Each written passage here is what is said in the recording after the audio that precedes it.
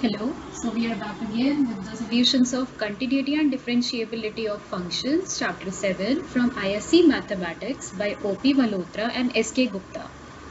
इसके first 3 questions of the exercise मैंने already previous video में अपलोड कर दिए हैं, तो स्टार्टिंग के क्वेश्चंस के लिए आप उसको जाके ज़रूर देखें. आज हम आगे के क्वेश्चंस पे वर्क करेंगे. So question 4 says prove that the function f of x equals x raised to the power n is continuous at the point x equals n where n is a positive integer. अब इस question के solution के लिए again हमें continuous proof करना है function को. तो 3 प्रॉपर्टीज सेटिस्फाई होती हैं किसी भी फंक्शन को कंटिन्यूअस प्रूफ करने के लिए. फर्स्ट प्रॉपर्टी इज कि उस फंक्शन की वैल्यू सारे के सारे कंटिन्यूटी के पॉइंट्स पर डिफाइंड होनी चाहिए. अगर हम यहाँ पर देखें तो अगर मैं n को सारे पॉजिटिव इंटीजर्स ले लूँ, f फंक्शन की value at n becomes n raise to the power n. और पॉजिटिव इंटीजर्स जैसे 1, 2, 3 के लिए ये 1 raise to the power 1, 2 raise to the power 2, 3 raise to the power 3, हर पॉजिटिव वैल्यू के लिए ये डिफाइंड है. So f of n it is defined for all n which are positive integers. Now the second condition that has to be satisfied is at the points of continuity limit exist करनी चाहिए. तो limit x tending to positive numbers f of x should exist. इसका मतलब limit x is tending to n x raise to the power n define होना चाहिए. अब अगर मैंने x की जगह डायरेक्ट n डाल दिया लिमिट निकालने के लिए, it will again come out to be n raise to the power n.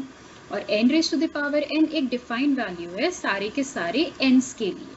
तो इसका मतलब the limit exists. Third condition जो हमें सेटिस्फाई करनी होती है, वी नीड टू सी कि जो लिमिट निकली है at the points it is actually equal to the value of the function at that point. Clearly from a and b ये दोनों की दोनों वैल्यूज इक्वल है and they are equal to n raise to the power n from the parts a and b. So clearly जो हमारा given function है it is continuous at x equals n.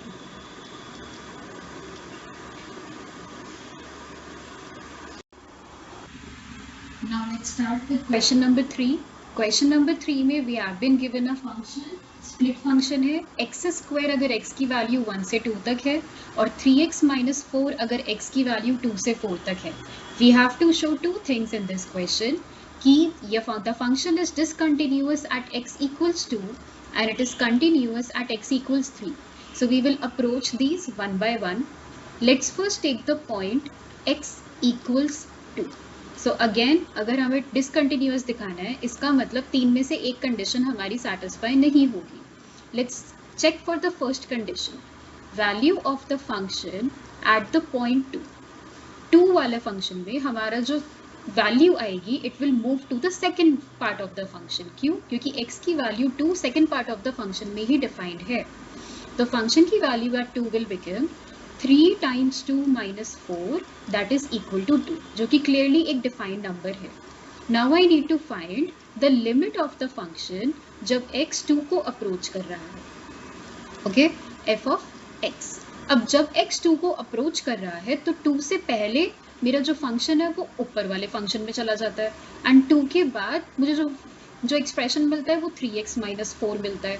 तो इसका मतलब मुझे इस फंक्शन की लिमिट निकालने के लिए इसकी लेफ्ट हैंड लिमिट और राइट हैंड लिमिट निकालनी पड़ेगी. पहले हम लेफ्ट हैंड लिमिट की बात करते हैं. लेफ्ट हैंड लिमिट का मतलब है लिमिट x अप्रोचिंग टू 2, लेकिन वो 2 से हल्का सा कम है. तो अगर हम 2 से पहले कोई वैल्यू ले रहे हैं तो वो फंक्शन फर्स्ट वाले फंक्शन में डिफाइन होगी वैल्यू, क्योंकि वो वैल्यू 2 से कम है. सो मेरा जो आंसर आएगा it will B 2 squared that is 4. Similarly अब हम राइट हैंड लिमिट निकालने की ट्राई करते हैं.